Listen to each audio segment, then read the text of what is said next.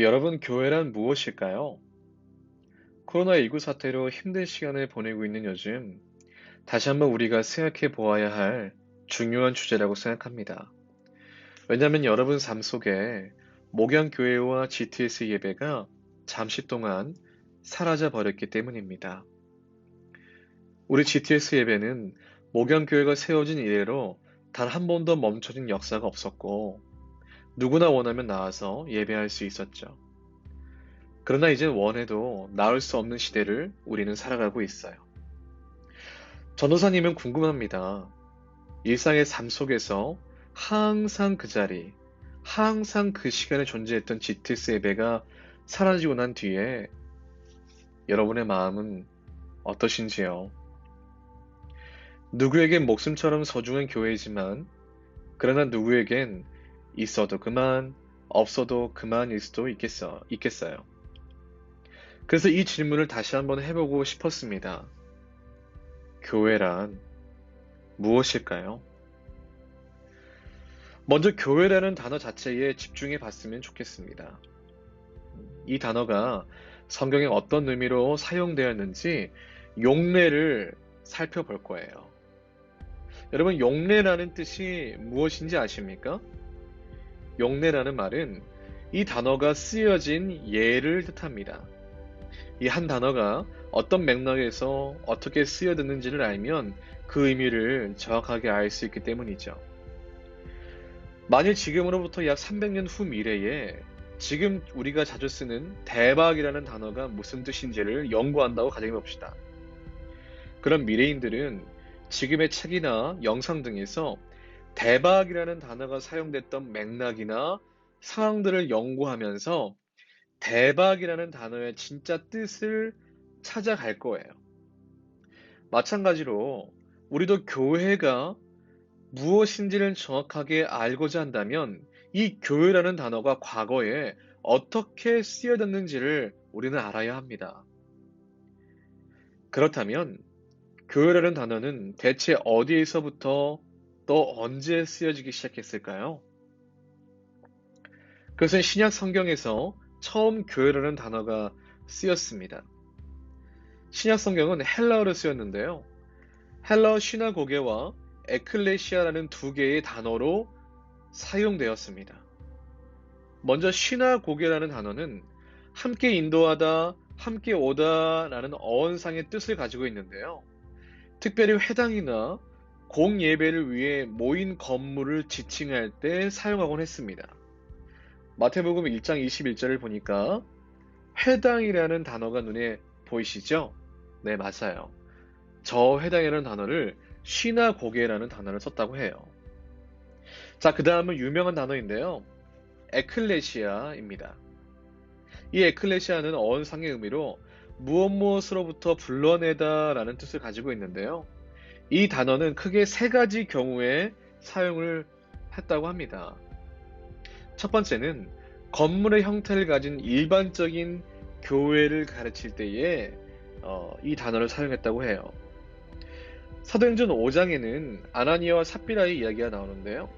이 두 사람은 성령을 속이고 돈을 얼마를 감추었다가 베드로가 책망하고 또 훈계하며 이렇게 책망하게 될 때에 그들이 갑자기 죽임을 당하게 되는 무서운 이야기가 쓰여져 있죠.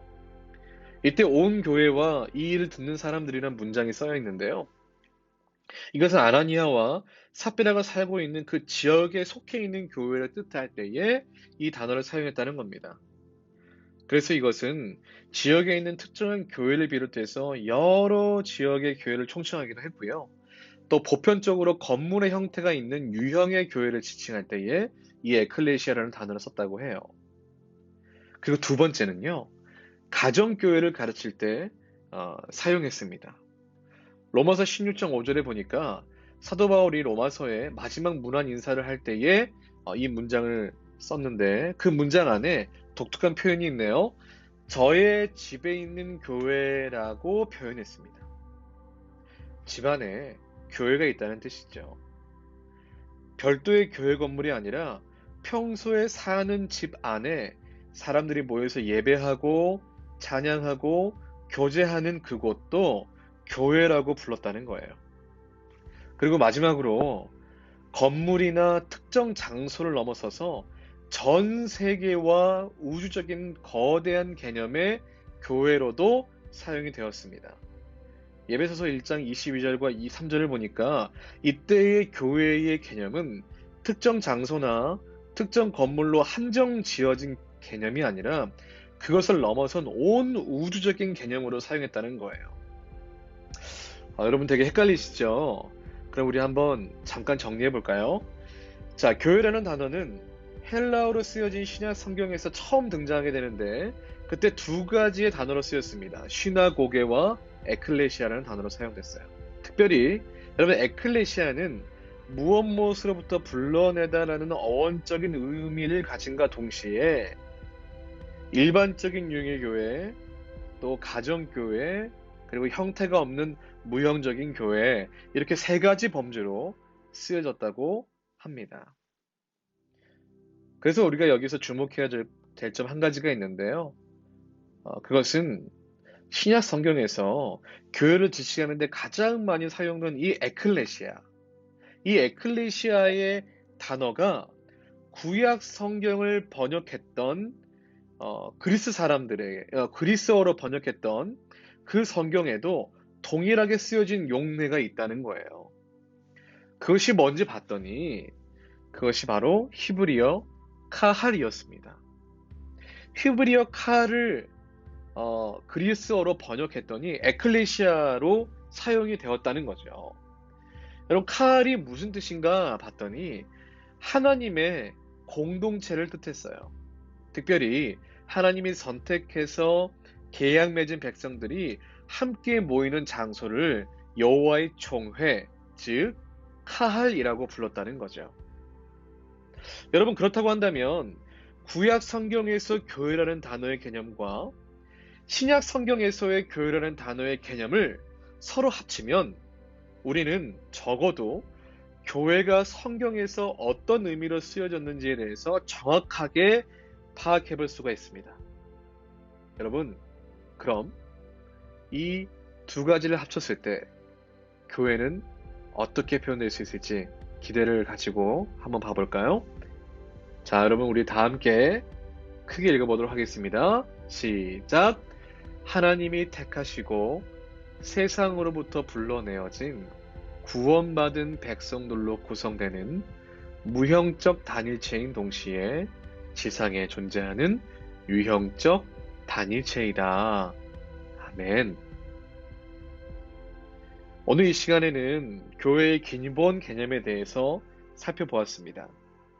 여러분 이제는 교회가 무엇을 뜻하는지 아시겠죠? 이제 다음 시간에는 우리에게 교회가 왜 중요한지에 대해 하나하나씩 살펴보려고 합니다. 특별히 목양교회 GTS가 어째서 우리 삶에 필요한 것인지, 그리고 그것이 얼마나 중요한 의미를 가지고 있는지에 대해 살펴보려고 해요. 매주마다 진행되는 이 시간을 통해서 여러분이 교회를 더욱 사랑하게 되시기를 주님의 이름으로 소망합니다. 여러분 다음 주 수요일에도요, 기대해 주시고, 또 기대하는 마음으로 함께 했으면 좋겠습니다. 여러분 그때까지 잘 지내시고요. 다음 주 수요일에 뵙겠습니다.